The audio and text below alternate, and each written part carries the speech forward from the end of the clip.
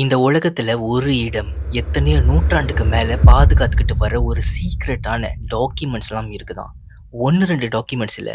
50 ஷெல்ஃப்ஸ்க்கு முழுக்க டாக்குமெண்ட்ஸால நிறைஞ்சு கிடக்குது. இதுக்குள்ள ராஜாக்கெல்லாம் கைப்பட எழுதின லெட்டர்ஸ் இருக்கு. போர்கள்லாம் நடந்த டைம்ல யூஸ் பண்ணப்பட்ட அக்ரிமெண்ட்லாம் இருக்கு. ஈவன் சில டாக்குமெண்ட்ஸ்லாம் மனித வரலாற்றையே கம்ப்ளீட்டா சேஞ்ச் ஓவர் பண்ண முடியும்னு சொல்லப்பட்டிருக்கு. இப்படிப்பட்ட டாக்குமெண்ட் வச்சு பாதுகாத்து வர இடம் தான் வெட்டிகன் அப்போஸ்தோலிக் ஆர்ச்சிவ். என்னடா வாயிலே நுழையாத பேரா இருக்குதுன்னு பாக்குறீங்களா? இதுதான் அநேகமா ஹிடன் நாலேஜ்க்கான ஒரு அமைப்பிடமா இருக்குதுன்னு கூட சந்தேகப்படுறாங்க. அப்படி இங்க என்ன இருக்கு? இவ்வளவு விஷயங்கள்லாம் உண்மையா இல்ல கட்டுக்கதையா? இது எல்லாத்தையும் பத்தி தான் இன்னைக்கு நம்ம வீடியோல பார்க்க போறோம். வாங்க வீடியோக்குள்ள போவோம்.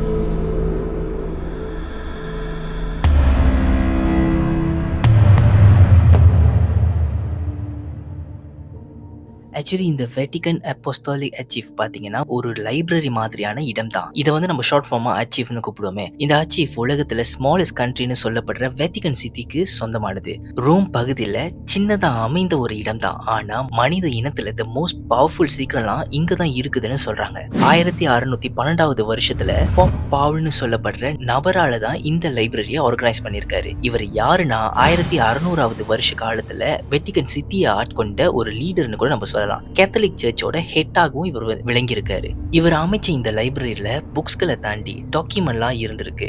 அதுவும் ரொம்ப பழமை வாய்ந்த டாக்குமெண்ட்ஸ். 1200 வருஷத்துக்கு முன்னுக்கு வரைக்கும் உள்ள டாக்குமெண்ட்ஸ் எல்லாம் இங்க இருந்திருக்கு. இது எல்லாத்தையுமே தாண்டி நார்மல் ஆர்டினரி பர்சன்ஸ், வெளியாட்கள், historians, scientist, even most of the ப்ரீஸ்க்கு கூட இந்த ஒரு லைப்ரரிக்குள்ள போக அனுமதி இல்லை. பாப்ஸும் அவரால் செலக்ட் பண்ணப்பட்ட நபர்கள் மட்டுமே இங்க போக முடியும். இங்க தான் ஒரு பெரிய கேள்வியே எழுப்புனுச்சு. எதுக்காக யாரையும் உள்ள அனுமதிக்க மாட்டீங்க? அப்படி இந்த லைப்ரரிக்குள்ள என்னதான் இருக்கு? நம்ம மனித இனத்துக்கு பாத்தீங்கன்னா ஒரு பழக்கம் இருக்கு. ஒரு கேள்விக்கான பதில் கிடைக்கலனா நம்மளா ஒரு கான்ட்ரோவர்ஷியல பரப்போம். அப்படி பரப்புனாச்சும் இவங்கெல்லாம் உண்மையை சொல்லுவாங்கன்னு. ஆனா இந்த இடம் வதந்திகளை தாண்டி மேலும் நம்மளோட பார்வைக்கு அப்பாற்பட்ட நாலேஜ் இருக்கிறதா சொன்னாங்க. One of the most famous டாக்குமெண்ட்னா அது கேலிலியோன்னு சொல்லப்படுற ஒரு ஃபேமஸான சயின்டிஸ்ட பத்தி தான். 1600வது வருஷ காலத்துல கேலிலியோ உலகத்தை பத்தி ஒரு விஷயத்தை டிஸ்கவர் பண்ணாரு. ஒரு டெலஸ்கோப் மூலியமா உலகம் சூரியனை நோக்கி சுழலுதுன்னு ஒரு தியோரியை ப்ரொபோஸ் பண்ணியிருக்காரு. அந்த காலத்துல பாத்தீங்கன்னா சர்ச்ல இருக்கிறவங்களுக்கு இந்த தியோரி டேஞ்சரஸா போகும்னு நினைச்சாங்க. ஏன்னா சர்ச்சை பொறுத்த வரைக்கும் உலகம் தான் சென்டர் ஆஃப் த யூனிவர்ஸ். அதை தாண்டி வேற எதுவுமே இல்லைன்னு நம்பினாங்க. இப்படி இவங்க ரெண்டு பேரோட தியோரிஸ்க்கு நடுவுல எது உண்மைன்னு கண்டுபிடிக்கிறதுக்காக 1633வது வருஷத்துல கேலிலியோவை ரோமுக்கு அழைச்சிட்டு வந்தாங்க. ஒரு சர்ச் முழுக்க பாத்தீங்கன்னா உலகம் தான் சென்டர் ஆஃப் த யூனிவர்ஸ்னு சொல்லப்படுற நபர்கள் மட்டும் தான் இருந்தாங்க. இவங்க எல்லாருக்கும் நடுவுல தான் கேலிலியோவை அவரோட ஐடியாக்கு டிஃபெண்ட் பண்ண சொன்னாங்க. ஈவன் கேலிலியோவை ஃபோர்ஸ் பண்ணி அவங்களோட தியோரிஸ் தான் உண்மைன்னு கூட சொல்ல சொன்னாங்க. ஒரு தனி மனுஷனை ஒட்டுமொத்த ஆட்களும் எதிர்த்தாங்க. அவரு அங்க என்ன சொன்னாரு, எப்படி தப்பிச்சாரு, டார்ச்சர் பண்ணாங்களா, இப்படி எல்லா கேள்விகளுக்கும் விடை அந்த ஒரு வெட்டிகன் ஆர்ச்சிவ்னு சொல்லப்படுற ஷெல்ஃப்ல தான் இருக்குதுன்னு சொல்றாங்க.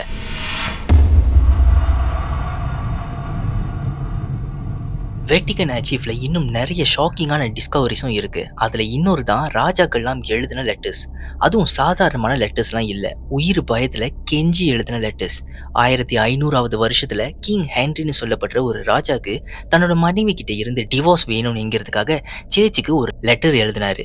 அந்த டைம்ல பாத்தீங்கன்னா மேரேஜோட ரூல்ஸ்லாம் கேத்தலிக் சர்ச்சால தான் கண்ட்ரோல் பண்ணப்பட்டு வந்துச்சு. அப்போ இந்த லெட்டரை அந்த சர்ச்சோட லீடரா இருந்த ஒரு ப்ரீஸ்ட் ரிஃப்யூஸ் பண்ணாரு. இல்ல, உன்னோட மனைவி யூரோப்போட பவர்ஃபுல்லான ரூலர்ஸோட வாரிசு, ஒரு வேளை உன்னோட டிவோர்ஸ்க்கு நான் சம்மதிச்சா அது பெரிய சண்டையில முடிவடையும் இப்படின்னு அவர் சொன்னாரு. இதுக்கு பதிலா ஹென்றி கோவமா, நீங்க என்னடா என்னோட முடிவை நிராகரிக்கிறது, நான் உங்களை நிராகரிக்கிறடா, எனக்கு சொந்தமா நானே ஒரு சர்ச்சை பில்ட் பண்றேன் அப்படின்னு சொல்லி அவர் போயிட்டாரு.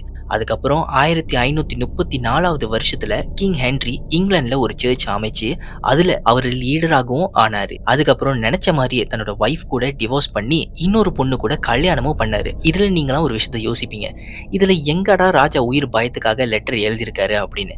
ராஜா டிவோர்ஸ் பண்ணது மட்டும்தான் நமக்கு தெரியும். அதுக்கப்புறம் என்ன நடந்துச்சு, அவர் யாருக்கெல்லாம் லெட்டர் எழுதினாரு, இது எல்லாமே ஆர்ச்சிவ்னு நான் சொன்ன அந்த ஒரு லைப்ரரியில தான் இருக்கு. அடுத்ததா சொல்ல போற டாக்குமெண்ட் பாத்தீங்கன்னா நைட் டெம்ப்ளரோட கதை. தி மோஸ்ட் பவர்ஃபுல்லான மிலிட்டரி ஃபோர்ஸ் தான் இவங்களாம். 1307வது வருஷத்துல இவங்களோட கதையை பாத்தீங்கன்னா மாறுனுச்சு. பிரான்ஸோட ராஜாவா பணிபுரிஞ்சிட்டு வந்த பிலிப்னு சொல்லப்படுற நபரால நைட் டெம்ப்ளரோட ஒட்டுமொத்த ஆட்களையும் அரெஸ்ட் பண்ணி சில பேரை டார்ச்சர் பண்ணி கொன்னாங்க. சில பேரை உயிரோட எரிச்சு கொன்னாங்க. இதுதான் பல வருஷமா நம்பப்பட்டு வர ஒரு வரலாறு. ஆனா 2001ல வெட்டிகன் அச்சீவ்ல நைட் டெம்ப்ளரை பத்தி டாக்குமெண்ட் வெளியே வந்துச்சு. அதுதான் சீனன் பாச்மெண்ட் சொல்லப்படுற ஒரு டாக்குமெண்ட். அண்ட் இதுல ஹிஸ்டரியன்ஸ்லாம் ஷாக் ஆகிற உண்மை இருந்துச்சு. ராஜா ஒரு முடிவு எடுக்கிற முன்னுக்கு பாப்ஸ்னு சொல்லப்படுற சர்ச்சோட லீடர் கிட்ட தான் கேட்பாரா. அப்படி கேட்கிறப்போ பாப்ஸ் வந்து நைட் டெம்ப்ளரை மன்னிச்சாங்கன்னு சொல்றாங்க. மன்னிச்சிட்டாங்க, ஆனா எதுக்காக இவங்கள கொடூரமா கொன்னாங்கன்னு இன்னைக்கு வரைக்கும் தெரியல. அண்ட் ஈவன் யாருக்காக ராஜா இப்படிப்பட்ட ஒரு முடிவு எடுத்தாருன்னு தெரியல. இது எல்லாத்தையுமே தாண்டி வெட்டிகன் ஷெல்ஃப்ல 60 மீட்டருக்கு லாங்ல வந்து ஒரு லெட்டர் இருந்திருக்கு. அதுல என்னென்ன டார்க்கான ரிச்சுவல்ஸ்லாம் இந்த நைட் டெம்ப்ளர் பண்ணாங்கன்னு சொல்லியிருக்காங்க. அதுல ஒண்ணுதான் மிஸ்ட்ரீஸான சிலைகளை கொண்டு ரிச்சுவல் பண்ணது. ஹிஸ்டரியன்ஸ்லாம் இந்த லெட்டர் ஆனது நைட் டெம்ப்ளரை டார்ச்சர் பண்ணி கொல்லுற முன்னுக்கு நைட் டெம்ப்ளர் சொன்ன உண்மைகள்னு சொல்லியிருக்காங்க. நமக்கு தெரிஞ்சது நைட் டெம்ப்ளர் பத்தி 1-2 தான். ஆனா இன்னும் புதைக்கப்பட்ட உண்மைகள்லாம் வெட்டிகன் அச்சீவ்ல தான் இருக்கு.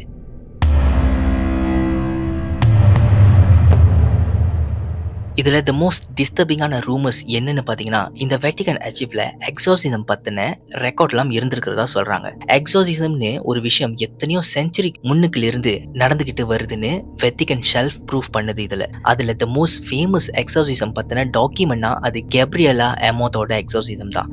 ஏறக்குறைய 60,000 எக்ஸார்சிசம் இவருக்கு பண்ணிருக்காங்க. ஒவ்வொரு வாட்டி ரிச்சுவல் பண்ற அப்பவும் கேப்ரியல் பலவிதமான மொழிகள்ல பேசுறதாகவும், எக்ஸார்சிசம் நடக்கிற டைம்ல சுத்தி இருக்கிற எல்லா ஆப்ஜெக்டும் பாத்தீங்கன்னா சொந்த நகரதாகவும் அண்ட் வித்தியாசமான குரல்கள்ல பேசுறதாகவும் ரிப்போர்ட் ஆகியிருக்கு. பட் இதுல பப்ளிக்கா தெரிய வந்த இன்ஃபர்மேஷன் பாத்தீங்கன்னா அந்த டாக்குமெண்ட்ல ஒரு 10% கூட இருக்காதான். இதுல பாத்தீங்கன்னா உங்களுக்கு ஒரு விஷயம் புரிஞ்சிருக்கும். ஒரு கேஸ்ல இவ்வளவு விஷயங்கள் ரிலீஸ் ஆகலைன்னா அப்போ வெட்டிகன் அச்சீவ்ல இருக்கிற இன்னும் பல கேசஸ்ல எவ்வளவு கொடூரமா இருக்கும்னு கொஞ்சம் யோசிச்சு பாருங்களேன்.